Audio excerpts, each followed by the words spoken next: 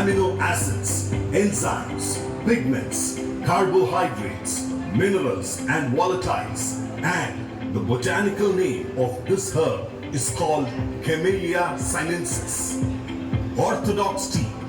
The tea leaves were commercially manufactured in India in the year 1830. Since 1830, the Orthodox tea met huge demands by the manufacturers in export sales.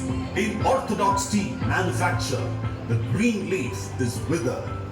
Withering process is the removal of water content from the green tea leaves and then sent into the rollers where the leaves are crushed.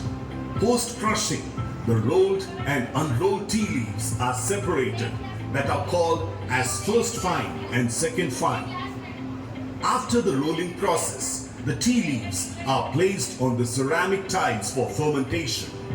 During the fermentation process, the color, flavor, liquor and taste is enhanced due to the activation of enzymes.